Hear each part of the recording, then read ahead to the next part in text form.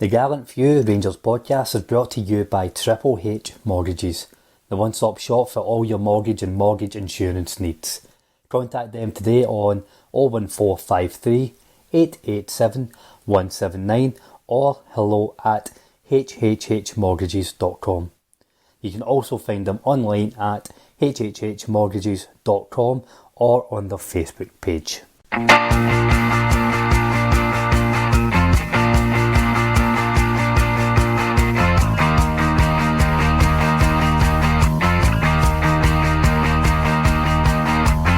Hello and welcome to the Gallant Few. Today we're going to review Rangers 1-0 victory over Kilmarnock and look ahead to the last 32 clash in the Europa League against Royal Antwerp. Joining me today we have Colin MacDuff. How are you, Colin? I'm good, Scott. Thanks for having me. Craig McAdam. How are we, Craig? Good. Thanks for having me on. And Iain McCreadie. You better thank me now. Thanks for having me. So we'll jump straight into it. Craig, did you manage to stay awake for the full 90 minutes yesterday?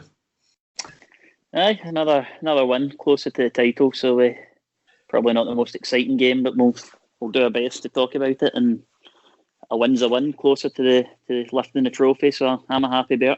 Yeah, I think everyone's in the same boat in terms of, you know, at this point in the season, just 3 points is the matter. I'll take a boring 1-0 victory any day of the week anyway. So we'll jump straight into the team news. So we had the starting lineup was McGregor, Tav, Goldson, Balogun, Barisic, Jack, Davis, Aribo, Kent, Hadji and Itten. So Colin, we'll come to yourself. There's a few talking points in there. So I think it was almost certain that Itten was starting with Morelos and Roof suspended and Defoe just coming back to fitness. Davis and Jack, who were badly missed last week, coming in, and Balogun coming in for his first start in a few weeks. So what did you think about the team, and would you have started the same if you were Mr. Gerrard? Almost the same. I think Itten, it was good to see him get a start yesterday. I did want to see him in, and even if Roof and Morelos were available, I want to see him getting more game time, because I think while he's not getting as many goals, I think he is having a really important part to play when he comes on, and his hold-up play and link-up play has been good anytime he's appeared, and I don't want him to fall into that almost like super sub role, you know, like Nacho Novo used to do. Like it was just, we seen him as a sub, and it was a bit of a shock anytime he started. I think he's going to be a big player for us in the future, so it's good to see him get some game time. I said last week I wanted Davis, Jack and Kamara in the middle of the park, so I was surprised to see Aribo there as well. I just thought after last week being so complacent in the midfield, we would have went with those three, but obviously not. Yeah. Iain, what did you make of Balogun coming in? Was it to be expected, or was it one eye in Europe maybe on Thursday? I thought that was because the boy they've got up front's quite quick, rather than anything else. I thought we've seen him give Celtic a torrid time early on the season, didn't we? And I think that's why Balogun came in. Just his pace again. I think that's the only difference between him and Helander. I think if you're playing against an attack, you're not worried about them getting away in terms of pace. Helander's your man, I think. But I think it's when you see a guy that's potentially got the legs on Helander, we see Balogun coming in. And it's just a case of Gerrard thinks that that's the right way to go. I wouldn't have had any problem if Helander had played. He's played fairly decent. But I just think that's the only reason Gerrard ever swaps them is if Gerrard feels that the attack have pace, it's Balogun. If he feels that Helander's pace is enough, it's Helander. Yeah, no, I think that's a good point. I think, I think we can't be critical, and it's nice to have this luxury. We can mix them up for certain games, and they certainly don't seem to be going in a huff when they take a wee drop out of the team. So good to see, and I thought Balogun done well yesterday. So in terms of the first half, we weren't really blessed with a lot of clear-cut opportunities and chances after chances. Craig, what did you make of Rangers' start to the game? I think Kevin Thompson in the commentary mentioned it was a bit slow in the build-up play. Were you looking for more of a reaction, considering how poor we were against Hamilton?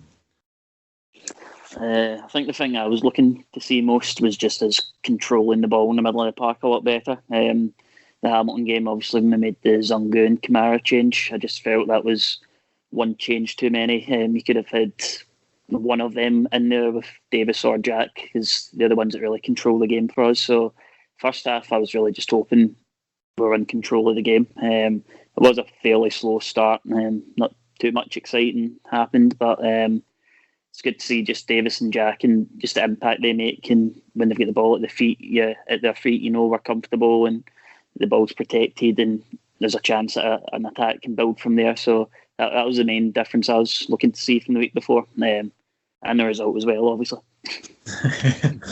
Yeah, that was the most important thing. So Rangers did break the deadlock with a screamer from Ryan Jack. So I'm sure we've all seen it, but it was a free kick from deep from James Tavernier, and a bit of a hot potato in Kelly's box, and it eventually lands to Jack, who took a really good first touch and then volleyed it in the top corner. So Ian, it was a wonderful goal, and I actually loved how Gerrard said about it could have been a goal this season if it wasn't for Kamara. It's a great goal, and it's one of the ones again. It probably would be our best goal of the season if it wasn't for Kamara. His first touch is just absolutely perfect, doesn't it? It just sets up absolutely beautiful, and like we said this on a chat. Somebody said it, and it was when Jack first arrived at Rangers, he couldn't shoot. 3 years ago, he wouldn't have scored that goal because he couldn't shoot. But he's just improved so much under Steven Gerrard and McAllister. Having two midfielders like that, if you're not learning, then I've said this before, you should be at the club if you can't learn for day two. Jack's, it's brilliant to have him back and hopefully get him back to the form he was in at the start of the season, and we can really push on now. Definitely, and Gerrard said herself, it's always me and you, Ian, more shots outside the box. He'll never criticise the team, for getting crosses and shots away. So it's good to hear that they're listening. So in this second half, I thought we started really brightly. Kent had a really good chance. I remember he actually had a few decent opportunities throughout the game. Craig, I thought he did play well yesterday, and he was maybe just unlucky at the moment. He's not having much luck in front of goal. It was probably more with I watched the highlights back in Rangers TV this morning, and pretty much all the highlights it comes from Kent. Maybe watching the game at the time, and as a close 1-0 game, so you're a wee bit tense and you're a bit frustrated if certain things aren't coming off. But watching it back this morning, there was a lot of good stuff that Kent did. He probably should have had some assists as well yesterday. If it had a wee bit more luck, and a Rebo's chance, for example, at the end, if that goes in, then you've said Kent's done really well to set that up. So he definitely isn't in the form that he was in at the beginning of the season, but as I say, when watching back the highlights, it probably just gives you that wee bit more reassurance that why he's playing, and he is bringing a lot to the team. And although we're maybe not finishing the chances at the moment, he's creating a lot of chances. And the one thing we always know we get with him is the work rate. So that's the reason that Gerrard sticks with him. There's just always he's got that wee spark in him that he can do something out of nothing and create a chance. So he is worthwhile having in the team for me. I don't think he's got enough credit this year for his work rate, and as well as that, I don't think he's got enough credit for he doesn't lose confidence. So as much as he has been quite frustrating this year and he's been dipping in and out of form, anytime he's having a bad run of form, he doesn't look like a player who's short of confidence or feeling down. He's going to keep on continue to try the same things or try different things. So with that, you know, like we're all expecting he's going to come out of this and he'll be able to pop up here and then with a goal and assist with an opportunity, and that's what separates a Rangers player to other players. Every player in the world will go in and out of form, but it's some mentality just to keep working hard and keep trying the different things. So fair play to him. Definitely, I think that does go unnoticed. And I think when he signed for his first season or something, we're desperate to get him back. We're all saying, he's only had 3 or 4 assists, and a couple of goals or something. But he does bring so much more in terms of starting the play and outball and his running. So yeah, I think he's having a great season, even if he's not in the best form. At least he's still continuing to try. So the the best chance to double a lead fell to Aribo, as Craig mentioned. So this was, I thought this was really good movements and good play from Rangers. I thought Kelly were really pushing for an equaliser, and it created a bit more space for us. So Cedric Eaton played the ball through to Ryan Kent. Again, really good feet, and he couldn't have done any more really to set up Aribo, whose shot was eventually saved. So Ian, could you tell me how Aribo can pick the ball up from the halfway line in the last 32 of the Europa League, dance by half the Braga team and score, and he can't pass a ball in the back of the net from 8 yards? Because he's got no right foot. I mean, like the Braga one, it's all left foot, but see if he just opens his body up as the ball comes across the Kent. If he opens his body up, I mean, he can do the keeper with the eyes and do him at the front post, or he can bend it in the far post if he's just got a right foot. I mean, it's just that's for me. It's as simple as that. Just use your right foot. And for me, a professional football player who can't use his right foot for 6 yards out, that's just ridiculous. And it's a perfect ball for Kent for him to do that. Just, I say, open his body up, and you can either far post or do the keeper with the eyes and put it in the near post. And you know, it's frustrating at times when you see players with that so one-footed. Like that 1 foot's brilliant, right enough, but you've got to be 2-footed like Hadji and Kent. Like every top player in the world's 2-footed. You've got to be.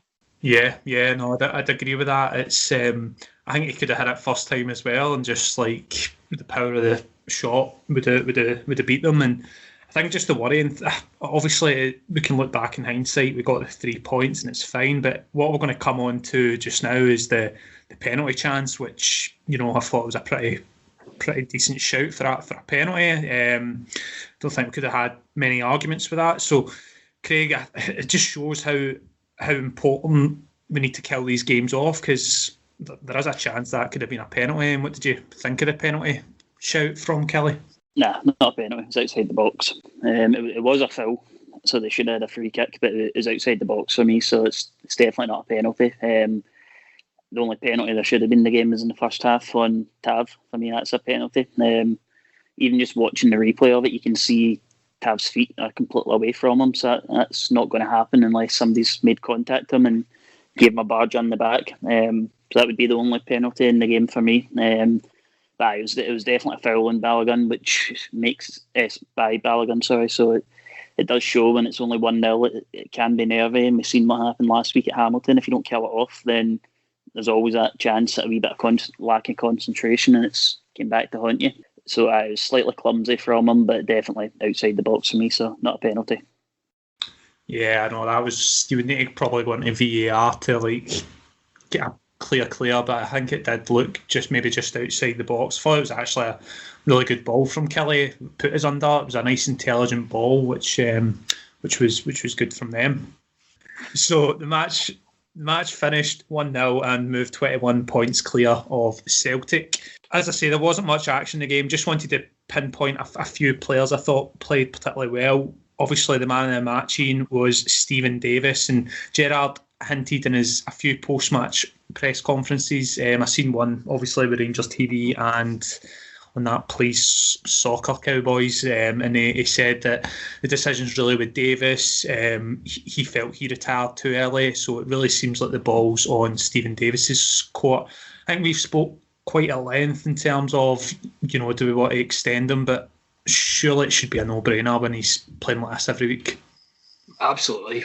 He's probably still the best player in Scotland, isn't he? I mean, nobody can control the game the way he does. He's just, they say about his age, but he doesn't do hundreds of sprinting. He just kind of moves about, glides about the park, just being in the right position. And so I don't see a problem with his age or that. Like, I think I'm not comparing him to him, but Pirlo, like, he's in that kind of mould where he's not doing millions of running and he's just absolutely dictating the play and he's just pinging passes about, and it's like a quarterback in American football. He's the person that dictates everything that happens, and you know it would be foolish to let a player like that go, even if it was just as a squad player. Like having the younger players learn from him, because even like Jack, you'd imagine he's like the natural replacement to drop into that position. So having him about and kind of being able to talk Jack through it still can only be helpful to Jack. So absolute no-brainer for to sign him up for me. It's how do you replace Stephen Davis? And Gerrard said it himself, like, didn't he? You'd have to be at Man City or Chelsea to be able to afford to replace them.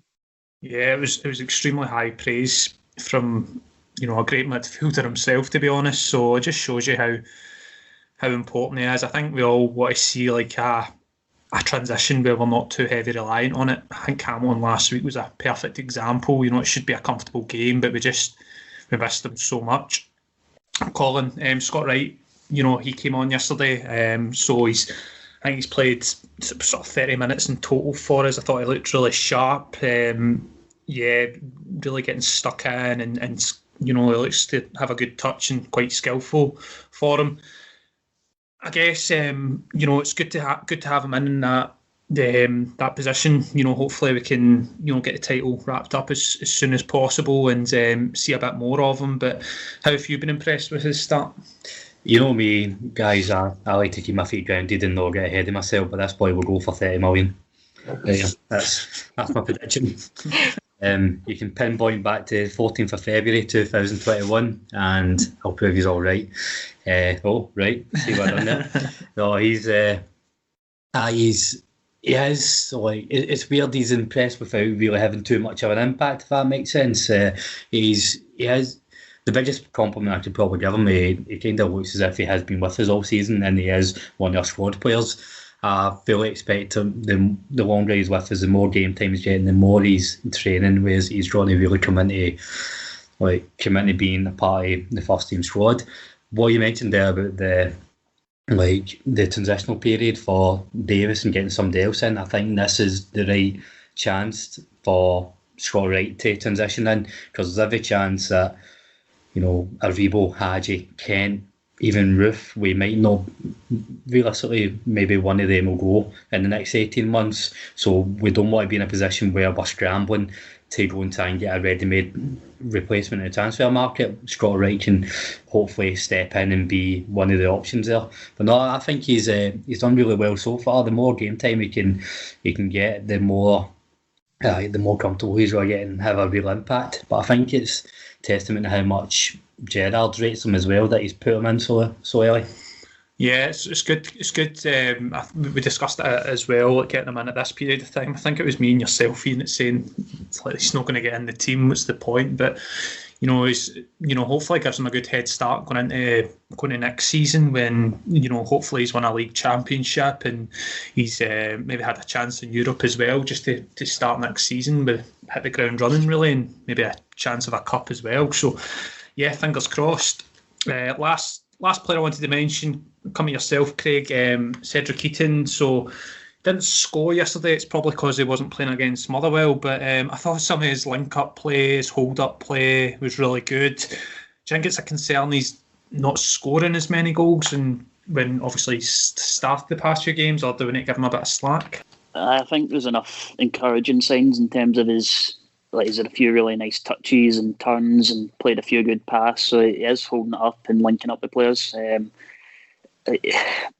You obviously want your centre forward scoring goals, but you look at like Man City this season, they don't really have a centre forward scoring goals for them. Liverpool won the league last season without a centre forward scoring goals for them. So football is slightly different now in the way it used to be. Like, if you don't have a centre forward, if you don't have Chris Boyd up front getting you 20, 30 goals a season, you're not going to win the league. But football sort of moved on a wee bit from then, although you still obviously want your centre forward scoring goals. And I think he will score goals. I think that will come. I don't know if he'll maybe be more suited if you had Defoe, for example, playing right beside him, working off and linking up and that sort of thing.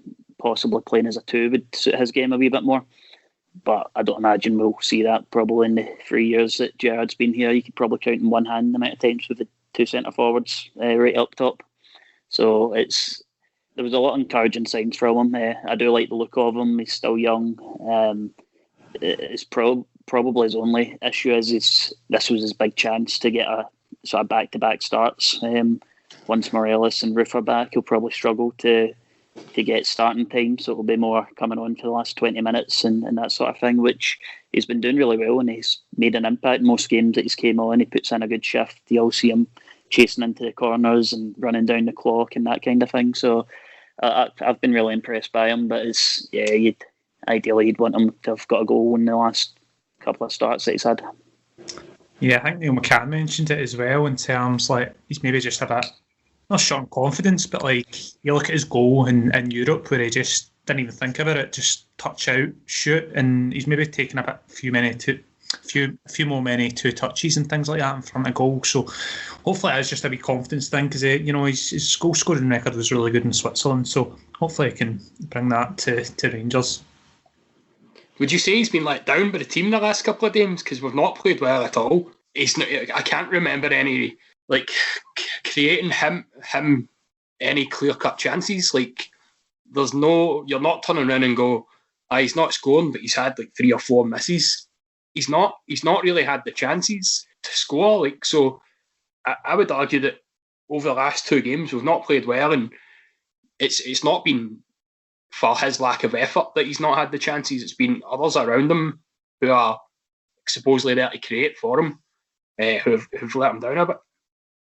It's a good point. If we'd maybe have seen him when we were flying and putting 8 past Hamilton, things like that, could have been a different story for him. So it's a really good point. It could just be the team's playing poor, and to try and change a full team performance can be difficult from centre forward. So no, that's a really good point. As I say, I'm sure it's not going to. We'll still see a lot of them towards the end of the season. We'll look ahead to the Europa League game against Antwerp on Thursday night. So had a look up about Antwerp, and the results have been pretty decent. A few defeats and things like that. Sitting second in the league table behind Club Brugge. I think that they should really be fearing us going into a game with our form personally. And obviously, we're playing away from home for this game. Ian, how do you think we should be approaching this game? Should we be, conservative, or should we just have a go at it? I think we should have a go at it. I think we could kill this tie in the first leg. I think we could go there, and if we could get maybe like a 2-0 win, that kills this tie for me, because we've been absolutely outstanding at Ibrox this season. Defensively, I just couldn't see them scoring 2 goals against us at Ibrox. So I think go out there, go for it. I think we know roughly the standard they're at, having played Standard Liège. So we've got a rough idea of the standard. I think, I go for it. Get the tie done, and so that we can relax a wee bit at Ibrox, and then look forward to the last 16. Don't count your chickens before they've hatched anyway. Look, we've obviously got a few more options with the suspensions. Obviously, we have Morelos and Roof coming back, but we'll start at the defence, Craig. So what do you think we'll go with, and what would you like to see? I think obviously the major talking point is going to be Hollander or Balogun. Who do you think will start? Probably touching on what Ian said, it maybe more depends on what Antwerp have up front. If they are a pacey attack, or I think I've seen an interview with Gerrard saying that one of their strikers is suspended. So who knows what sort of impact that will have on it. But overall, I generally don't think it makes much of a difference. I think somebody mentioned it earlier, it's a luxury having the 2 of them, because either one of them can come in, and either way, you're not going to be upset. You know that they're both going to come in and do a job for you. So I don't know. He might just toss a coin. Probably. Who knows? No further forward in the defence. Brilliant. Midfield, Colin. That's arguably a tough decision what you go for. I would be surprised if it wasn't Davis and Jack in there. But who do you think gets the midfield? It's no tough at all for me. Davis, Jack, Kamara has to be. I think that's the preferred 3 in Europe anyway. Most of the time, if you look at just looking at the league table there, Antwerp they're sitting second, but they've conceded 36 goals. It's a team that very much like almost the Mark Warburton style. They'll accept they've got to concede goals. They'll just try and outscore the other team. So I think they'll be set up to have a go at us. So I think Davis, Jack, Kamara just give us that like defensive stability. No, I don't want to like park a bus, but Rangers are at their best in Europe when they allow the opposition to have the ball in the right areas, and Davis, Jack and Kamara are so good at pushing them out to areas where they're not going to do anything, and then we just hit them in the counter. I think it's a no-brainer. Have those three. No-brainer. Any arguments with that, Ian, at all, or do you think that is the three we go for? The obvious talking point is, do we slot Aribo in higher up the park, or is he in the bench? He probably drops to the bench. We totally agree that it's Davis, Jack, Kamara. It's been tried and tested in Europe, and it's worked brilliantly for us. I wouldn't be surprised if both Morelos and Roof come in. Obviously, it had a wee bit of freshness about the team as well. Had a couple of games off. I think we all know Morelos has got the ability to hold the ball up and let the team get up the park in Europe. But then I think Roof will probably play on the right of the three, and it gives us that wee bit of pace. So for me, I think Aribo and Hadji both drop out, and we see both Morelos and Roof come in.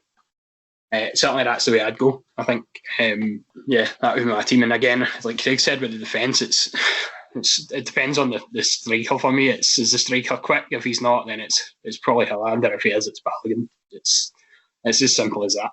And Roof shouldn't be shooting from all angles, Craig, considering what he done in Belgium last time. Absolutely. Whenever he gets the ball, shoot. I'd love to see that. I'd love to see that training field, just Roof shooting from all angles. So last week, leading up to it. Aye, but I think we've pretty much.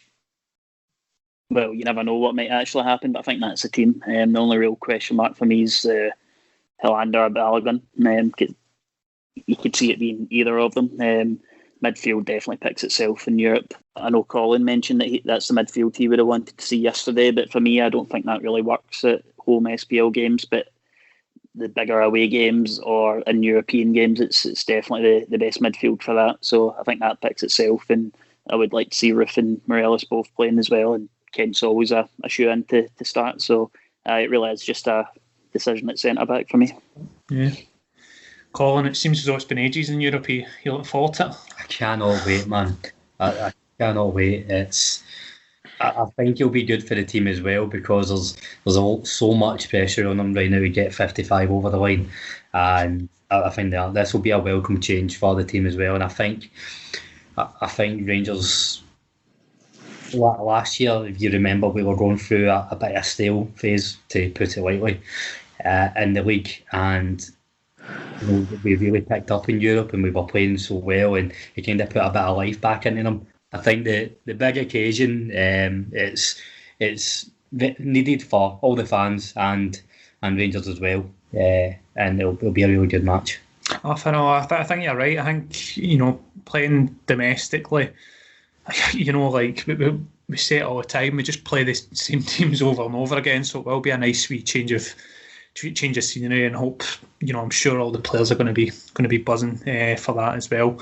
Forgot to mention as well, it was really good to see Scott Arfield back. Gives us another option. I don't think he'll in any way start, but it's obviously good to get his energy back in amongst the team.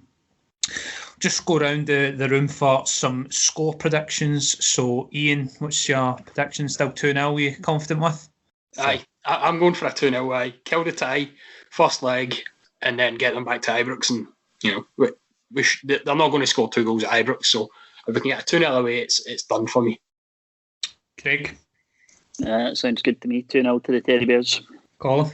They're a couple of shite bags. 4-1 Rangers. 4-1, Jesus. You think we'll concede? I'm confident with a 2-0 as well. So, yeah, best of luck to them. We've been so impressive in Europe. But just hope that we still remember how to play the same style. But I'm sure that the coaching team have drilled it into them. So, Colin, you've actually got some criticism for Rangers. So, do you want to air your frustrations? Just moving away from the football, as we always do. We'll cover the football and then cover off anything else that's been going on. I think be remiss of us not to mention the report that came out for the SFA sexual abuse investigations that went into Rangers and other clubs in the 70s and 80s. First of all, I think it's important that anybody speaking about this, whether it be club officials, fan media, or even media, it's not about point scoring at all. I think that's maybe went on quite a while, and it's kind of taken the shine away for the victims, who are the most important people and anybody affected. What I'm really disappointed with is Rangers haven't commented on it at all. On the back of the report, they did say they were looking for public apologies for the clubs and then any necessary action. And I think Hibs and Partick Thistle have came out with statements so far. But Rangers, that's been, best part of 4 or 5 days, and we've not heard anything from the club. And I think we've been so positive towards this board in the last few years and how they've handled the off-field matters, and it's not like them. The only thing I can think of is they're taking the time to get the statement right, because it is such an important issue that they do get it right. But it's actually had the opposite effect, where it just looks as if they're shying away from it and running away from it. So I think I know a lot of people are really frustrated with that, and I feel that myself. Yeah, it's a good point. Let's hope it's just the right statement that they're doing, and the club do the right thing in that aspect as well. Other news, just we announced an official partnership with Hamburg. So yes, they've been friends for a while, but now it's been made official. Craig, somebody who's been to the Hamburg Stadium, a wee away trip there would be nice, wouldn't it?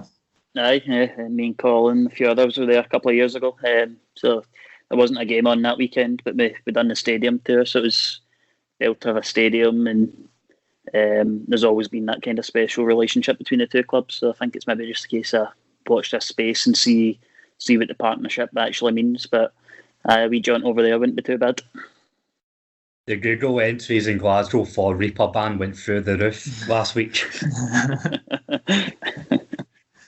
And last bit of news, we announced NordVPN is another partnership, sponsorship, fuck knows. So Ian, was that just a big get up you to Sky Sports to get a dodgy link and watch it through a VPN so you don't get caught? I might have been, I hadn't thought of it like that. I thought it was just, they're obviously a big company, so the commercial people are obviously doing a lot more deals, and like we see how many partners we've got. And you know what? I'll partner with every company in the world. If they're willing to give us money, then it's only going to benefit the team on the park. If we're going to splash VPN all over the Rangers TV stuff, so I don't have a problem with that. So fair play to the commercial people for partnering with such a big company as well. So it's all good for me. The more big companies we align ourselves with, the better for us it is, I suppose. I would love to see this get ridiculous. Like, so as much as I don't want the sponsors over the t-shirts purchase, like Rangers now partnered with Wrigley's, the official chewing gum partner, or like getting a vaping partner, or I want to go full haul. Pot in the door, official snacking partner. That takes us nicely on to the Twitter part of the week. So, Colin, what have you got from us that you've seen? So this week I actually seen an exchange on Twitter between two Celtic fans. Joe McHugh commented on yesterday's game. Kilmarnock have brought unavailable duo Broadfoot and Lafferty to watch at Ibrox today.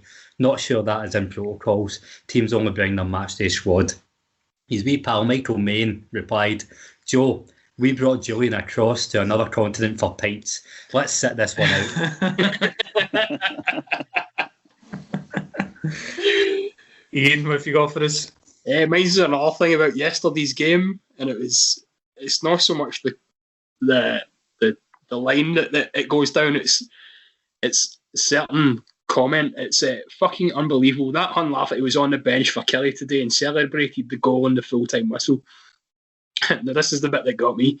there should be repercussions.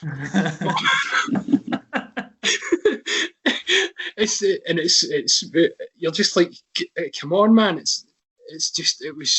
I couldn't help but laugh at repercussions. 2 separate words, not repercussions. Repercussions for that, and it should be pulled up and charged by the SFA. It's another one that was Googling Reaper ban, wasn't it? Craig? It was a retweet that I said on my Twitter that came up, and somebody had posted 4 pictures. One was a spider biting somebody, then a picture of Spider-Man, and then the next one was a sheep biting somebody, then a picture of Ryan Jack. Well, mine, I had to put a special comment in for the banter on the RTV yesterday with Neil McCann and Kevin Thompson. With Neil McCann basically Kevin Thompson was bigging up Stephen Davis so much. Neil McCann commented that if Stephen Davis got a Valentine's Day through the car today, it's probably from Kevin Thompson, which I really enjoyed. But the one that I did enjoy as well was Michael Stewart's comment about the penalty incident, which said it's probably just outside the box, but if it had been inside, then the refs missed a clear penalty. So for me, Rangers have got away with one there. That's fucking ridiculous. Did he say that? No, that was a piss take. Somebody just made that up, but Michael Stewart replied to it. Well, I've made an ass of myself. That just shows the shite that it comes out with, that it was that believable. Well, that'll take us to a close for another week. So thank you to everyone for joining. Thank you, Ian, for joining today as well. Thanks for having us. Thank you, Craig. Cheers. And cheers, Colin. Thank you. Back with you next week. Thanks for listening.